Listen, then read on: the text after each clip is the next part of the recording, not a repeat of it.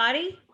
I see lots of names and some faces, mostly names of all of y'all, and I've missed you. I know I've kind of been out of the loop for a little bit. I took care of my mama during her difficult journey, and I lost her this summer, and that was a hard road. But I know she would want me to keep going. She loved very much coming with me to Republican women meetings, and I know a lot of y'all probably had the chance to meet her. So I know she would want me to keep doing what's right and keep encouraging others to do what's right. So we are picking back up, and this is a really interesting day. I don't know if anybody had a chance to watch the news today, but what a day to talk about communicating our values. Congress was very busy today, so we're going to get into a little bit of that. But first, I'm going to ask you if you have a piece of paper or you even have your phone, I just want you to take just a second, and I'm going to put you on the spot. And if I asked you, what are 3 values of conservatives? What are 3 conservative values? What would you put down? You don't have to show me, it's just for you, but the top 3 things that are on your mind that you would consider a conservative value. So I'm gonna give everybody just a second to write that down. And it's gonna be different for everybody, and we're gonna talk about that. So Glenna, while you're writing this down, Glennis approached me about this series of meetings to talk a little bit more about having difficult conversations and how do we talk to our friends and our neighbors and sometimes even our family on important topics, but where we don't agree. We have seen so much division over the last couple months, and it seems to, if 2021, I think, is actually 2020 in disguise, and it just seems to keep going, and it gets more and more crazy, and I think it's going to continue to do that.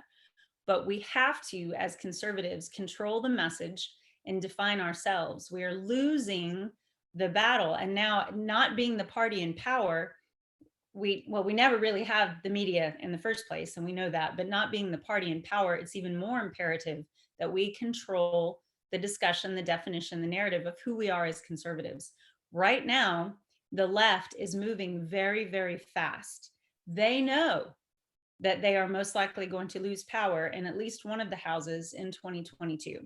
We're talking about at the federal level. So they are moving very rapidly to try to push as many progressive agenda items as they can. I have heard so much despair, so much frustration, so much confusion about what can we do? What is it that we can do right now, today, from where we sit to stop what we see as an attack on our values, and certainly an attack on our republic. And so that's really what I want to talk to you from the heart about today as we go through this seminar. There'll be plenty of chances to ask questions. It's all going to be recorded, and I can send you all the notes. So I don't want you to worry about taking notes. I just wanted you to spend a minute and write down what you thought 3 conservative values were. So let's go ahead and let me see if I can share my screen here.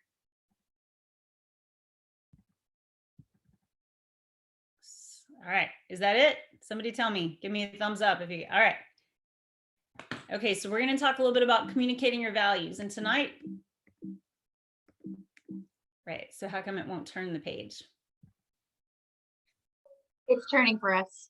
Okay, sorry about that. No, you're okay, fine. So tonight we're going to talk about 4 things. So communication basics. What does it mean to communicate with people? What are our values as conservatives? How do we frame those when we talk to other people? And then we're going to wrap up with a homework assignment before I see you guys again. So let's talk a little bit about communication.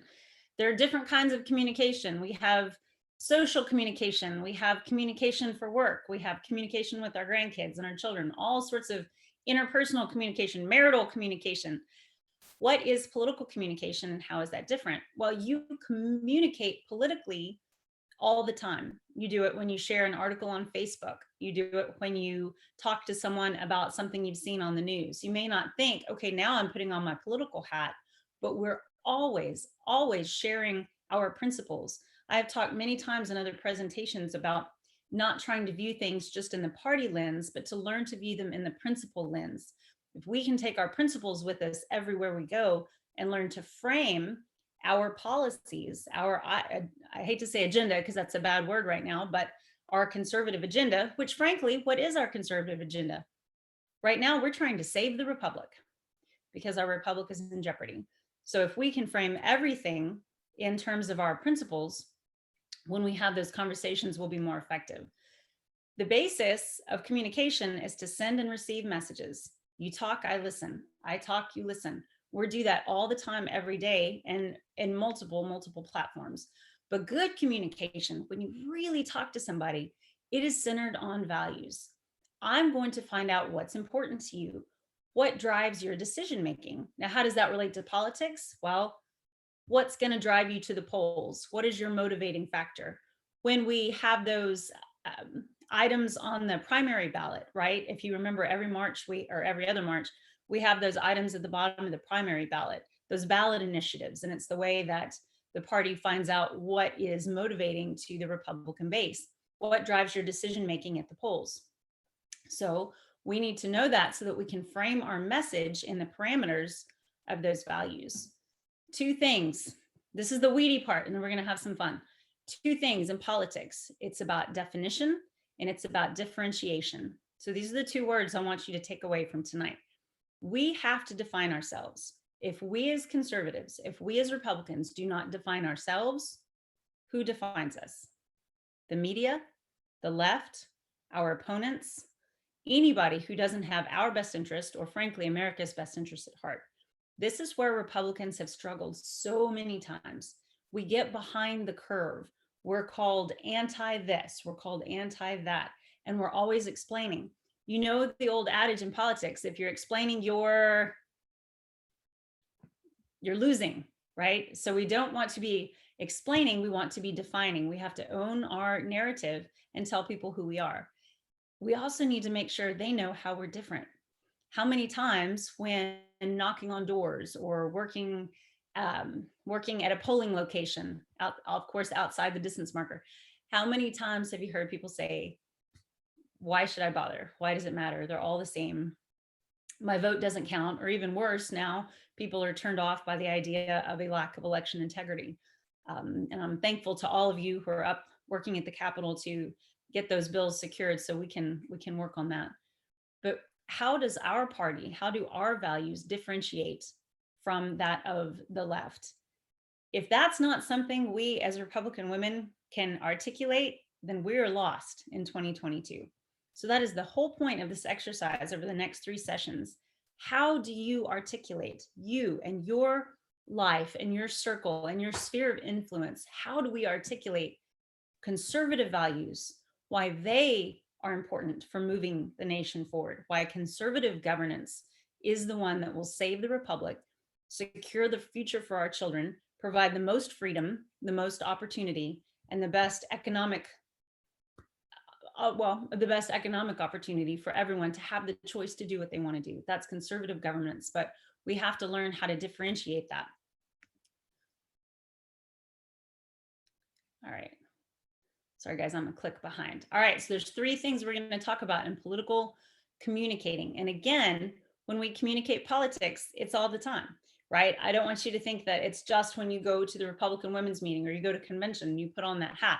It is all the time. Anytime you talk about our principles, our issues, our candidates, elections, or what's going on in the news. Number 1, we want to talk about shared values. What do you have in common with your neighbor who you know voted for Biden?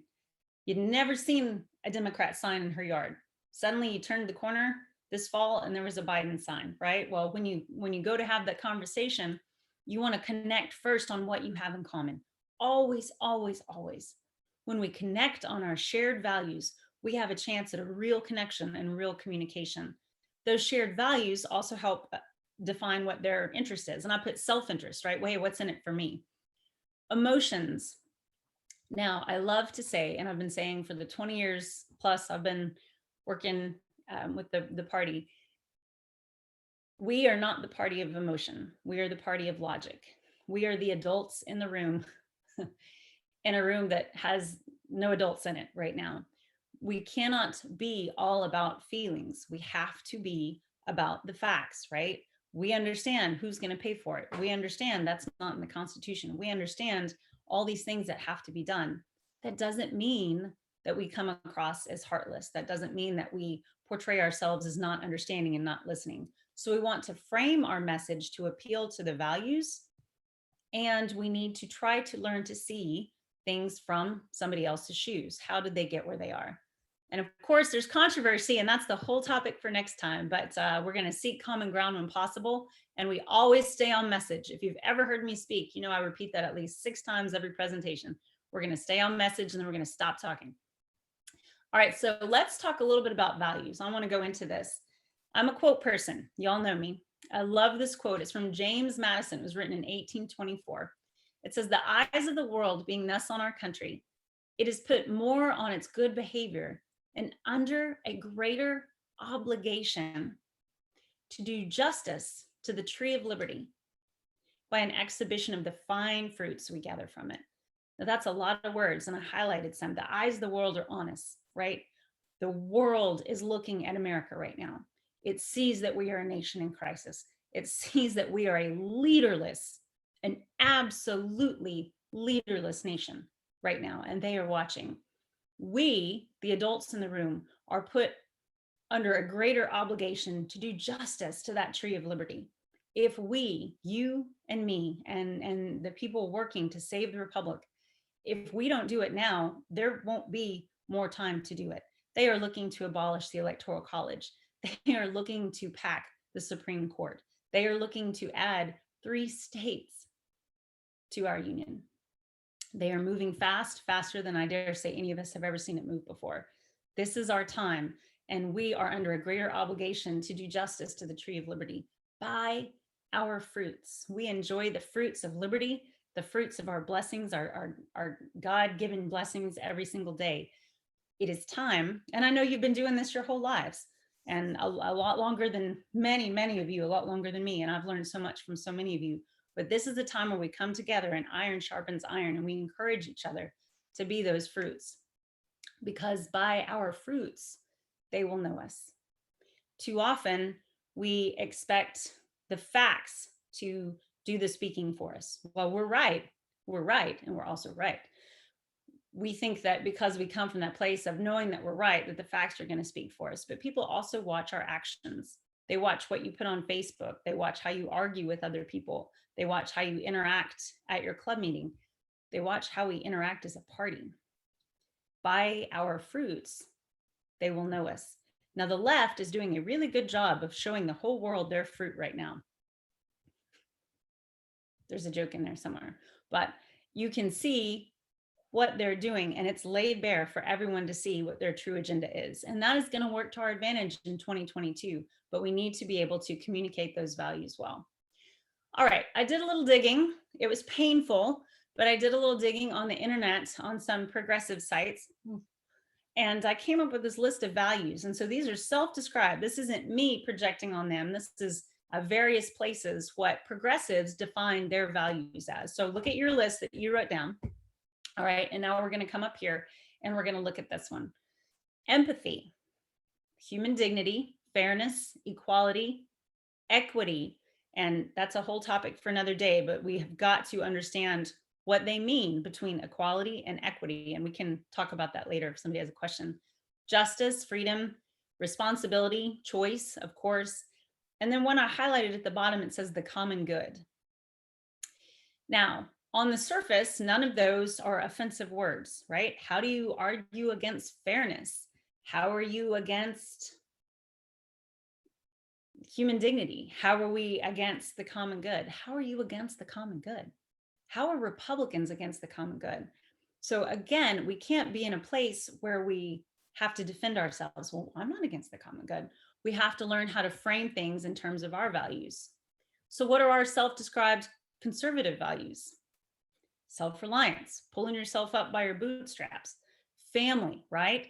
Parental control, parents being able to make the choices for their kids, families deciding for themselves, liberty, personal responsibility, individual freedoms, equal opportunity, life, faith, working hard.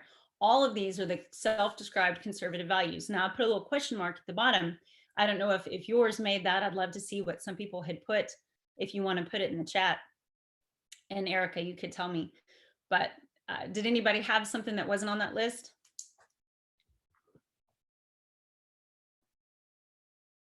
I don't see any. You can put it in the chat if you had anything other than what Amy has up here. but I don't see anything coming up. You pretty much hit it all. Oh, fiscal All right. responsibility, Oh, oh, fit, yes, fiscal responsibility, of course. So I'll add got that one. truth and freedom, country, law and order. Right. So, yep. The belief in the Awesome. Constitution, Mhm. science, nationalism. Okay, well, let me cut it off there. So those are Yeah. some of our values that we put on ourselves and the things that we want to defend. So, okay, they have their list and we have our list. So how do we change hearts and minds? How do we make our argument? It's all about the way that we frame it. Now, I found this quote. Oh, I also found a typo. I'm so sorry, y'all. I proofread it 14 times. This is a random person that describes himself as a conservative. And on Twitter the other night, I found this quote. It said, Democrats set the narrative and Republicans defend themselves. And sometimes they can't even do that. And it was this person lashing out. And this is a person on our side, but I felt like this was a pretty valid criticism of where we are right now as a party and as a movement. The Democrats are setting the narrative, the very progressive narrative. And we know that they're setting the agenda because they control everything right now. We're stuck trying to defend ourselves. No, we're not. That's not what we said. That's not what we want. That's not what we do. And of course, if we're defending, we're losing. So the frames that we have, the original frames that we were given for our values were pretty simple, right? Life, liberty, pursuit of happiness. That's our frames. That covers it. Other conservative frames that we have right now that are very, very strong are the common sense frame, running things through common sense. What is happening is not common sense. Now, let me give you an example for that. The defund the police movement, the vast, vast majority of Americans do not agree with the idea of defunding our police. That is not a common sense policy. Whether it is, did the tax rate, did anybody see that today? I think it's 43 or 46%. It's upwards over 40. Now we're going to tax people at a certain income bracket more than 46%. And when you add capital gains tax and everything else on that, that would make us the highest taxation nation in the entire world. That is not a common sense policy. And the vast majority of Americans understand that. So again, we have the high ground, obviously morally, I mean, quite obviously, but also economically, also securing our border. Americans want the border secured, right? But the narrative right now that is being told and that is the progressives are using is saying, well, these people coming over, they're just wanting a better life for their family. And I don't know how many of you live near the border, but that certainly is not the vast majority of the people that are coming over right now. They are pouring into this nation. So while places are still locked down because of COVID, our borders are wide open. That is not common sense. Americans want border security. Now, choice. As Republicans, as conservatives, we are absolutely the party of choice. What do I mean by that?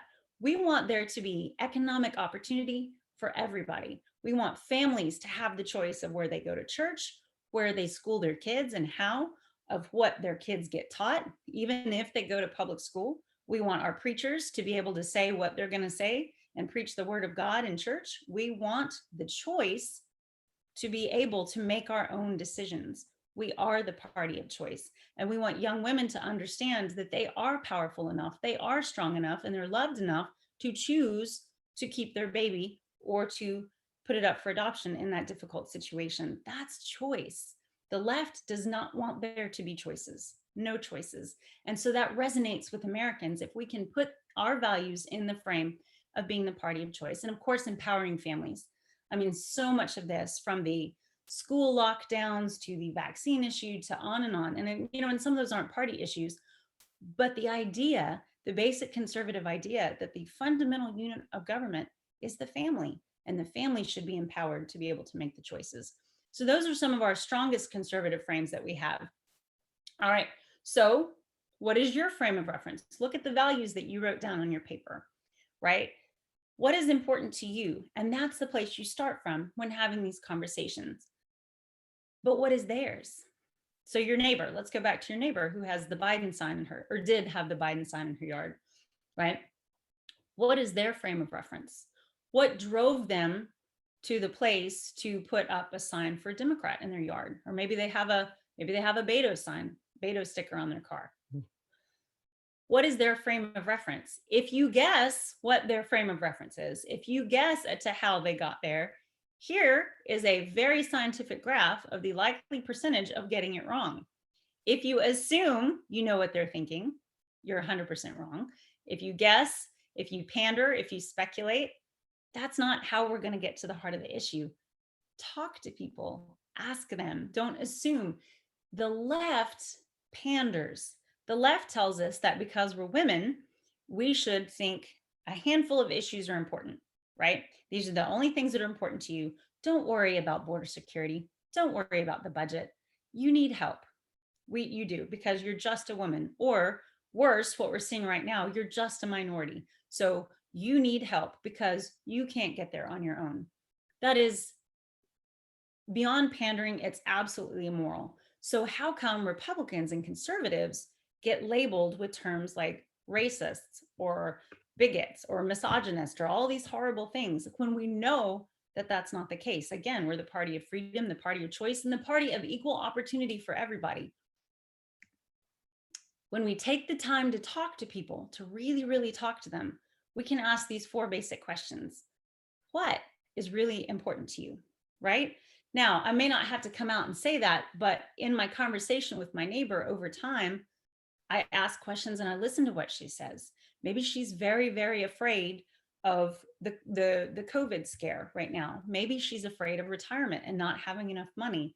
Maybe they don't like what's happening or the tone of what's coming out with our economic policy, our national security, right? Something, or maybe it's just because Beto sounds like a really nice guy, right? So what is really important to you and how do they arrive at those conclusions? It's also important to know where somebody is on the political spectrum. I have talked a lot in the past about knowing someone's position, right? Are they a bless your heart liberal? We all know those. Very well meaning. They just feel more than they think. And I know a lot of young people are in this category. My daughter's now 17 years old. Can y'all believe that I have a 17-year-old? Y'all knew her when she was tiny. She's 17 and she's got friends in high school, and bless their heart, because they pick up their phone every morning and it's Apple News, and Apple News curates and cultivates the news that those young people see.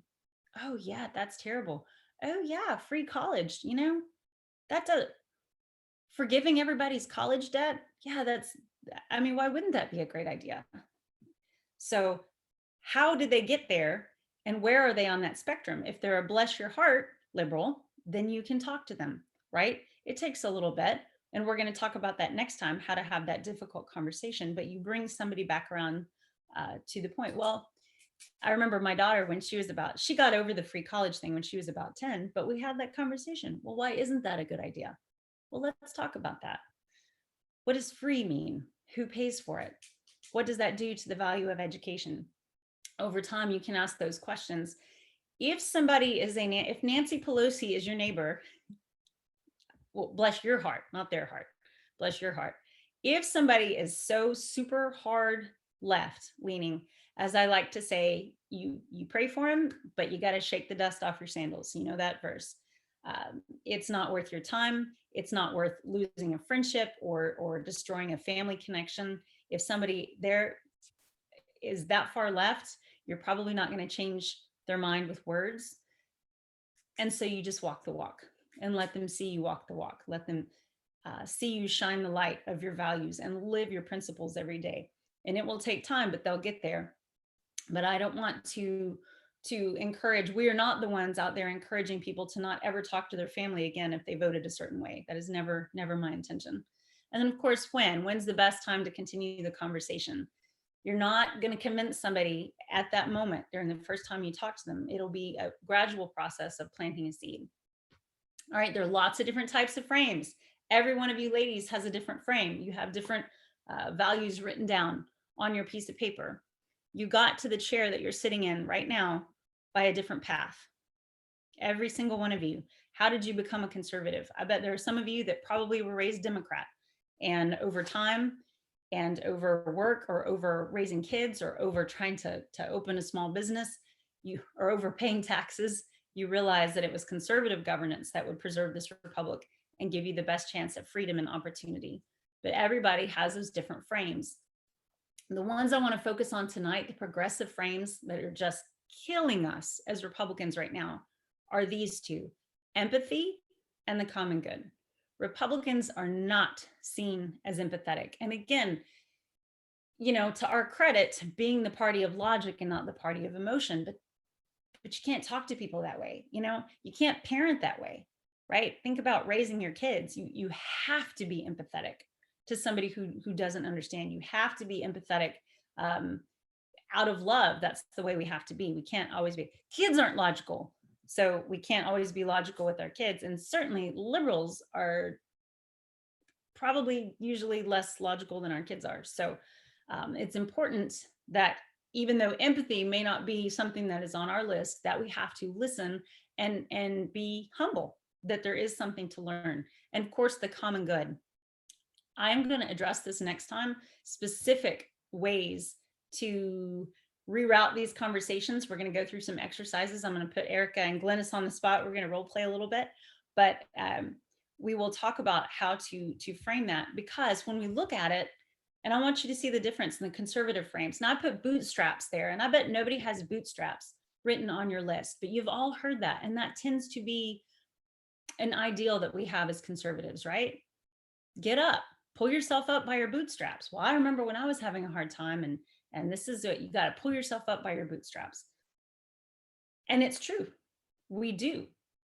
But when you compare the bootstrap message to the empathy message, that's not always successful. Does that make sense? People are going to be naturally drawn. Think about your kids again. They're going to be naturally drawn to that sounds really hard. And I bet that was a really hard day. And let's talk about some ways that we could fix that versus get up and get upstairs and go do your homework, right? So we don't have to quit being who we are ever. We don't have to sacrifice our principles. We mustn't do that. But we can learn to frame them in a way that they are heard better. And then, of course, I'm comparing our notion of less government, of limited government. That is absolutely a fundamental, let me see how much time I have left. That is a fundamental founding principle of our nation. Limited government provides unlimited opportunity for the people. But we have to understand that concept has not been taught in schools in 2 generations, maybe. So how do people arrive at the idea that less government is better if we don't learn how to communicate that? How do people wake up one day who have never been taught the idea of limited government, who have been recipients of government benefits on one end or the other? How are we expecting people to wake up one day and say, yeah, you know what? I think less government is better. We need to put the power in the hands of the people. And I don't want that government check. Thank you. This is a tough and uphill battle for us right now, because today, also in Congress today, they were talking about UBI, which is universal basic income, which, if you haven't heard much about that issue, that's the idea that everybody should get a check from the government every month, just for being. And whether you have a job or not, whether you're paying your taxes or not, and frankly, whether you're a citizen or not, you get a check from the government. It's called a UBI, a universal basic income. It is a very European, obviously socialist idea, but it sure is a great way to buy votes. So what do you do when you're the conservative? What do you do when you're an adult in the room? If we go in there talking about less government, limited government, personal responsibility, and individual freedom, that's not the right way to frame someone that's going in there talking about, well, hey, I just really want to write you a check every month because you deserve it. So we have such an uphill road to climb in that messaging. Again, going back to the idea of the common good, what's wrong with the common good? Well, our nation wasn't founded on that. Our nation was founded on rugged individualism, personal responsibility, your responsibility. You have freedom, but with freedom comes responsibility. And the basic unit of government, I said this before, but it is the family. Our very family structure is being challenged right now. The Marxist interpretation of what is good for this nation includes devolving the nuclear family structure, because why do we need a mom and a dad? And that's not right. And that's ableist and all these other things. So the common good is the government coming in and replacing the family and the lives of Americans. So when we can frame it in the aspect of family, right? The love and the support of the family, because we know as conservatives, we understand what the government can't provide. It can write that check every month, but it cannot provide mercy. It's not even doing a very good job of providing justice right now. And it cannot do things efficiently, and it certainly can't do them in love the way that the family does. So we will come out next week when we talk about battling these phrases, we will come out that common good from the point of the family and how the family provides the best choices. So we cannot try to make our issues fit into their frames. We cannot. We will be disingenuous. We will sacrifice our principles. If we are the type of people that will do anything and say anything and promise anything to win a vote, then we have lost who we are, and we've lost the war, right? We've lost a lot of battles here lately, and I know that people are discouraged and trying to figure out what to do and what the next steps are. Embrace our principles, stay true to our principles, and know that in the end, it is conservative governance that runs this country and that saves this republic. But it's up to us to convey that.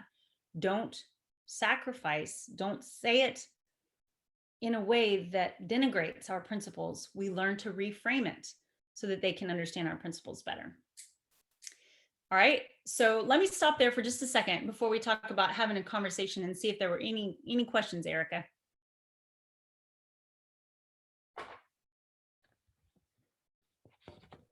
Don't have any questions so far. If anybody has any questions, you can write them in the chat. We'll wait a second. Oh, hang on. I left my daughter's slide in there. It talks about Mars and Venus.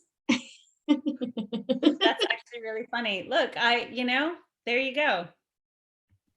All right. So my daughter helped me. I'm supposed to give her credit at the end. She helped me put together my PowerPoint so it would be much cooler than the ones I had done, back in 2014. So we're not going to talk about Mars and Venus today, but we are going to talk about how our approach affects our outcome. Take a minute and look at this slide. This is what the left does to us right now. And I know on so many levels, and we don't have time to get into it tonight, but speaking from my heart, straight to your heart, the focus that they have on our differences as Americans is something greater than I think I have ever seen in my lifetime, and certainly my political awareness. Our approach affects our outcome. They want the outcome to be division. They remain in power when the country is divided. They can advance more rapidly the progressive, dare I say, Marxist, certainly socialist agenda when there is crisis in this nation. Never forget, under the Obama administration, you remember the line that we were also shocked by at the time, never let a crisis go to waste. Do you remember that? That exposed the fruits of the progressive movement in a way that we'd never seen before. Never let a crisis go to waste. Well, certainly the left has not let a single crisis go to waste in the last couple of years. They focus on our differences. They have us divided absolutely every way that we could be divided. And when they divide us as Americans, they conquer us as Americans. We already feel like we are misunderstood. We already feel like we are alone. We already feel like, I don't know how many of you are really active on social media, but I know on my political page, people don't see a lot of the stuff I post. I can see the stats on it. It doesn't get shared. If I have posts on there about if I have posts on there about the border crisis, if I use the hashtag border crisis, it doesn't get shared with people. So they are trying to conquer us with that. If y'all excuse me just one second, I am running out of power. I am so sorry. Half a second.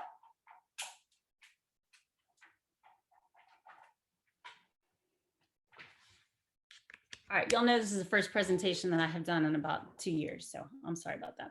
So that's the left's approach. They use what's called moral relativism. And if this is a phrase that you're not familiar with, you need to get this in your lexicon and fast. Moral relativism is the view that ethics, morality, what's right and wrong is not absolute. There is no good, there is no bad, there just is. That means whatever is good is up to you. Whatever is bad is up to you. What's good is up to them. There should be no police. There should be no 10 commandments. There should be no governing moral authority whatsoever in our laws because it's all subjective. Basically, if nothing's good, then everything's okay. And to me, that's one of the most frightening things that's come out of this progressive wave that we've seen over the last 6 months since the election. Also, they try to obfuscate, right? Here's the definition of that: to darken, to obscure, to becloud, to confuse, to bewilder, to muddle. We don't know which way is up. We try to have a conversation and they talk about science, but then you have a conversation about another topic and they completely deny science, right? And come up with their own facts. It doesn't matter. The approach affects the outcome. And the Democrats are winning with their approach right now. So what do? The right approach is to focus on those common values because that's how we connect with people. Ma and Pa in Idaho, right? The middle of the country, not the far East Coast, not the far West Coast, not the giant urban centers, but the good conservative American people understand about the common values, and what we want is what they want, even people who consider themselves independent. Remember, when we work for an election, we have the people who are already in our base, and then you've got the 30% that are in their base, and those are the people I said you pray for them, but you might not be able to reach them. But there's that 40% in the middle, and those are the ones with whom we're trying to communicate. We unite behind common sense. Right now, I cannot tell you a stronger campaign theme to go forth and to use, if any of y'all are managing campaigns right now, than common sense, right? They even try to steal that from us. They talk about common sense gun laws, which of course, there's nothing common or sensible about them. But if we can take that narrative back, whether it is the law about being the law and order party, whether it is about defending our Constitution, maintaining our fiscal responsibility, about not taxing and spending, those are the common sense approaches that we need to do. And we have got to stand for something, because I truly believe the American people don't like the abyss that we're staring into. They are afraid of the moral darkness that is presented by the party on the left. It is unbelievable. Whether it is abortion on demand up to and sometimes including birth, whether it is not defining what it means to be a man or a woman, whether it is taxing people into absolute oblivion and driving our communities. Or how about the one I heard today that, there are going to be some kids we're just not going to teach math to. I was so shocked and horrified by that. A whole generation of kids they're not going to teach math to, because we don't need to teach something that has answers that are right and wrong, because, well, that's racist and it's ableist and it's systemic and all these other things. So we're not going to teach hard math anymore. Well, guess what? The parents who can are going to homeschool. The people who can afford it, they're going to go to private school. So you are damning a whole generation of kids to not know science, to not be doctors or engineers or scientists or astronauts or pilots or anything. America doesn't believe in that. We've got to stand for something. People are hungry for it. Why was President Trump so incredibly popular over so many lines? Because he actually stood for something and he was unafraid to say it. And even if people didn't like what he said, secretly they were impressed that he had the guts and the gumption to stand up and say it. We have to be those people, and we need to say it in love. We need to bring clarity of purpose and clarity of message, and this is the time.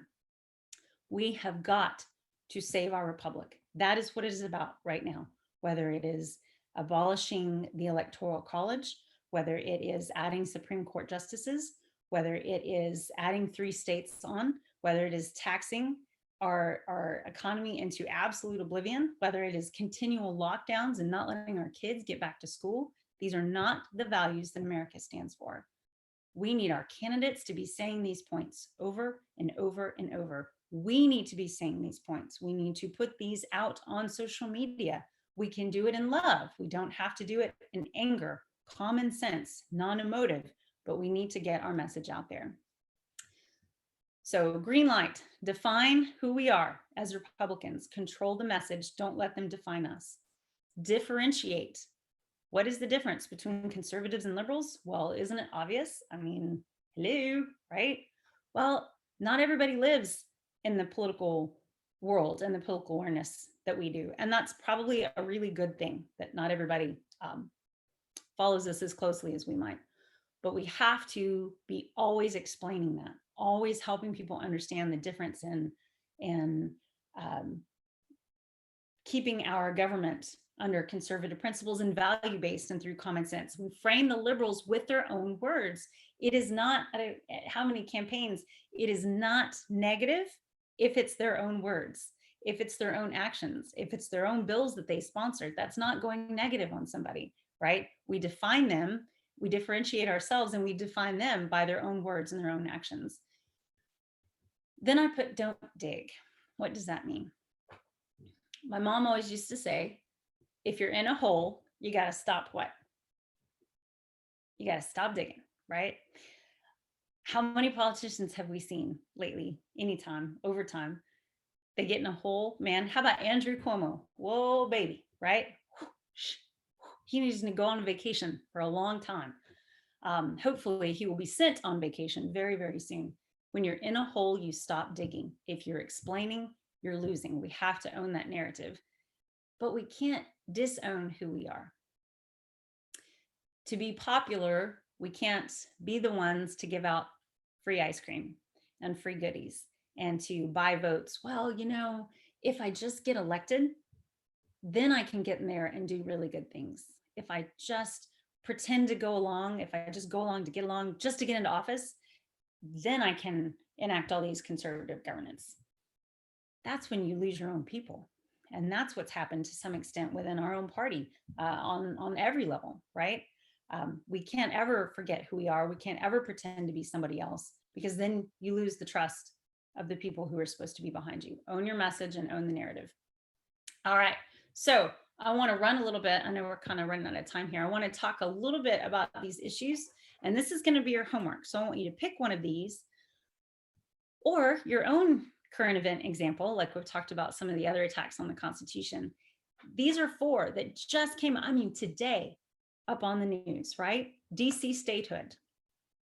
Why do we care? Why is that a big deal? Well, it's actually a really big deal because the Constitution, as you know, carved out a District of Columbia from the states of Maryland and the states of Virginia so that the seat of our federal government wouldn't be in any one state. So one state did not have the power over all the other states. That is important. It is constitutional, and short of a constitutional amendment, that shouldn't be changed. What about there's no border crisis? Does anybody frequent the White House press secretary's press conferences? She uses the word challenge and actually said yesterday that it's not a crisis when children want to come over here looking for a better life. I would love, it would make my heart so happy to have a debate on the border issue with Jen Psaki. These children are not coming over here for a better life. They're being trafficked, they're being recycled. The Border Patrol are seeing the same kids over and over come over. You all saw the pictures of them being tossed over the wall.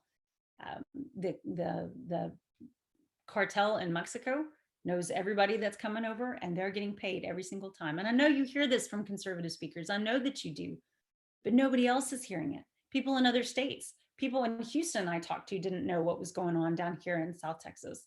There is a border crisis. We can't let them just call it a challenge, but how do we talk about the border crisis in a way that sounds humane and empathetic to the people who do actually want a better life, or because we actually do care about those children? It is unforgivable. It is unconscionable what the Biden Harris administration are letting happen to those children, and it is not their fault. So what about tax the rich? Why not, right? I mean, they can afford it, right? Because free money, if we tax the rich. Well, are you able to articulate to your teenage, say your teenage granddaughter, right? Can you articulate to her why a 46% tax on American citizens is going to actually trickle down and affect every single income group that there is, right? Our economy is interconnected. We need to be able to explain that, because I'm telling you, the teenagers and the 20 somethings right now are wearing t-shirts that say tax the rich, right? Because AOC, the hero, is out there saying, well, we need to take from the rich and we need to give to the poor, because that's what keeps her in power and that's what gets her votes. Now, hero pay is one I want you guys to pay attention to if you haven't heard this, because who would be against paying heroes? Well, the heroes that they refer to here are people who work at like the grocery stores or the pharmacies. Fantastic job, important job, and we're thankful to have people in our community doing that. They call them heroes so that they can justify a federal minimum wage increase. It is a package, a nicely messaged package to push forward across the board in small increments across the board, federal minimum wage, living wage as they call it. So they're saying because these people are heroes and they have to go to work during the pandemic, they need to be paid at this certain rate. So you can see the way that they message things. No, there's no crisis. This is a challenge, but there's no crisis. Yes, we need to pay our heroes. Don't they deserve it? They need to be paid more. Yes, we're going to tax the rich because it's only fair because they have more and we want to be fair. So we're going to take from what they have and we're going to give it over here to people who don't have as much. And then a DC statehood. I want you to also be thinking before next time about the Electoral College. Can we articulate that? You want to talk about something that is not being taught in schools right now? I know that my kiddos can, but survey your kids, survey your grandkids, survey their friends, ask them, can you explain what the Electoral College is, what it does and why it's important? If we lose the Electoral College, Los Angeles and New York City and Seattle and some of those other big cities on the urban edges, they're going to decide our election. And Bernie and Bastrop and El Paso and Tyler and Stephenville, and it doesn't matter. You will never have another say. But because we're not owning that narrative or explaining that. So those are a few examples. I want you to take one of those before next time and do a little homework, do a little surveying. Like I said, ask some young people, probably outside of your sphere a little bit, but ask them to explain, what do you think about DC statehood? What do you think about raising the tax rate? What do you think about what's happening at the border? I think you'll be shocked when you start talking to people and listening to what they have to say. So I don't want you to go in there, as my granddad would say, loaded for bear, right? Don't go in there loaded for bear, go in there listening, because you're going to learn from them so that we can better frame our message. So you're going to take one of those things that's being talked about today, or defunding the police. That's another one. What do you think about the defund the police movement? Okay, so we've got a lot to do before next week, and next week is going to be the hard session when we actually get into having a difficult conversation. But I want you to stay with me for a minute while I tell you this story, because I think it's important. There was a man who was looking for a job, and he walked around to several businesses, and the economy's bad and businesses are closing and nobody was hiring. And he walked through town and he finally came upon a college campus, and there were some guys doing construction work, and there was a sign that said now hiring. So he went up and he talked to this guy that was laying some cement at the campus, and he said, hey, what are you doing? The guy's like, I'm here every day. I'm just pouring the sidewalk. I'm just laying cement, scraping it, pouring it in, scraping it, pouring it in, scraping it every day. You want a job? And the guy said, no, not really. So he went to the next guy who was doing the exact same thing that the first guy was, pouring it in, scraping it, pouring it in, scraping it. He said, what are you doing? And the guy looks up at him and he wipes his brow and he says, you know, I'm laying the foundation for the future for countless young people to learn and to question and debate and to grow and to experience all that life has to offer so that they can lead this nation to a brighter future. I'm laying cement, but I'm building a foundation. Which one of those do you want to follow? Which one of those would you work for? Do you want to be the kind of person that conveys to people, we're just here because this is how you're supposed to vote? This is what we do. Yep, vote for our candidate. Keep it red. Keep Texas red, right? That's important and that means something to us. But you see the disconnect. If all we say is keep Texas red, we're just laying cement. But if we explain it, not from the party standpoint, but from our principles, if we get people involved with buy-in, we are got to save the republic. If America falls, if America fails, we will launch this world into another dark ages. We are the light. In 5,000 years of civilization, we're the brightest light for freedom, for hope, for opportunity there's ever been. It is up to us to convince people to work with us, to convince people to build that foundation with us. Because if we're not going to do it, if we don't do it between now and 2022, there won't be enough time. Nothing speaks for itself, not even our principles. We know they're right. We've always known they're right. To us, it's like night and day. You do this, you don't do this. This is how you act. This isn't what you do. But our principles don't speak for themselves. If we let them speak for themselves, they won't be heard. We have to say our message and we also have to live it. So we talk the talk and we walk the walk, all right?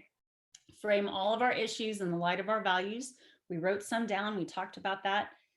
I want you to take that little list of 3 that you did, and you're welcome to add to it. I want you to take one of the challenge topics that I gave you tonight and just start putting those together. How do I frame the discussion about taxing the rich in light of my conservative values, which are fiscal responsibility, which are law and order, which are family, which are faith, which are life and dignity, right? How do I defend the Electoral College in the frame of my values? How do I talk about being law and order and supporting our police in the frame of those? Because people are hurting and we understand that. And we want to be empathetic to that and listen to that. But that doesn't mean that we throw law and order out the door. We frame all our issues in the light of our values, and we always, always, always stay on message. I want to encourage you tonight as you work through this, that you are the change, that we are being the change, that y'all have for years, decades, been the ones to get the job done. There is nobody in this nation like Republican women. Campaigns owe everything to you. The party owes everything to you. And I hate to tell you, but I really believe that 2020 is on your shoulders because, well, not only can women be the ones to always get the job done no matter what and multitask in every situation, but we are the bridge builders. You are the peace bringers. We are the ones that can convey that message in the way that it needs to be conveyed. There is so much controversy and so much division right now that our way is clouded. The way forward for this party is clouded, but Republican women have the tools, the experience, and most of all, the heart to be the difference for this party in 2022. So save the Republic, man. That's got to be our hashtag. I don't know how big y'all are in hashtags, but that's going to be mine from now till next November. We've got to work together and we've got to save the Republic. So I have my email on here. I have my phone number on here. My website's on here. Connect with me on social media. Republican women always have a green light to text or call me anytime or email me and talk about ways. I have loved spending time with y'all one-on-one, whether it's been working on a campaign or just trying to talk to your sister-in-law. Talk some sense into your sister-in-law. So every discussion like that is important, from giving a speech down to just having talks over the family dinner table. And I really look forward to next session where we get into how to have those difficult conversations. I hope I haven't scared anybody off from it, telling you it was going to be hard. It'll be good hard, challenging hard. Well, I have a couple of questions. We have a little bit of time, or is that, are you okay? Okay. So one person says that they think message development is wonderful, but how do we get our conservative message out there when we are being censored on mainstream social media and mainstream news? Right. Well, that is a very, very, very good point. And that's something that we're going to talk about when we talk about working with the media. Keep putting it on Facebook, even when you know that they are censoring some of the information. Sometimes it's important to leave the hashtags off so that they don't automatically find it. Keep posting the articles. We actually need to go back to email lists. Remember what we used to do before social media, how we would send out those emails to our whole email list? Well, it is just about time to go back to that. Start developing your email list and sharing information. Also, Facebook groups are a wonderful end around to that shadow banning that happens on social media. One example of that, I belong to one that's called Texans for Border Truth, and it is about what's happening at the border, but it's a private group. And so it is not, I mean, I'm sure Facebook is watching it, but it is not under that same censorship. So form a group with like-minded people. Now, we don't want to just preach to the choir. You can invite people in concentric circles, but those kind of groups, whether they're on Facebook or whether they're on Instagram or whether they're on any platform or even just your email list, that is one way that we can do that. Also, we need to start having events again. We have been what now an entire year really without having lots of big events. We've got to start doing that again and looking people in the eye and discussing face to face versus people just scrolling Twitter. And that's how a lot of these ideas, why we've gone so fast over the hill, because that personal interaction and fighting back on some of those ideas haven't taken place. So we need to host coffees, we need to host neighborhood barbecues. It's time to start getting back to people and doing it that way. Voter drives at church are something that we need to have a serious conversation about. You're absolutely allowed to have voter drives. You have them on issues, again, not party, but principle. And that creates the discussion. When they see you and they know what you're about, and now you're registering people to vote at church, it makes a very effective connection. So we've got voter registration, we've got increased communication, that one-on-one personal sharing. We also need to do quite a bit, and I'm probably over answering. I've got lots of ideas, but we also need to do invest in some of our young groups, whether it's Young Conservatives of Texas or Young Republicans or college Republicans. We need to help them get into the campuses. We need to help them have events that are based on, entrepreneurship, that are based on economic development, and all these things that we can communicate with young people so that they understand that we are the party of economic opportunity.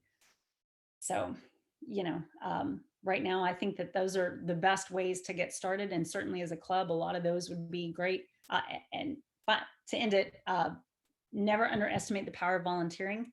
I have always preached service. That is where our principles, the rubber meets the road, where our talk the talk meets the walk the walk.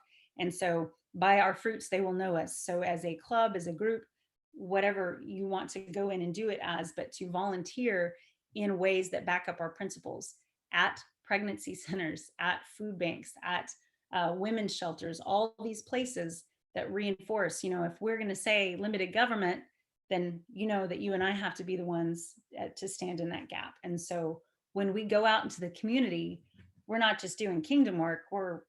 That's the best outreach that you could ever do. Well, I think that was it. Glennis, did you have anything that you wanted to add, or I think I tried to, there we go. Thank you. Just thank you so much, Amy. It was fabulous. I know we didn't have to take a lot of notes, but I think I still took about 3 pages anyway.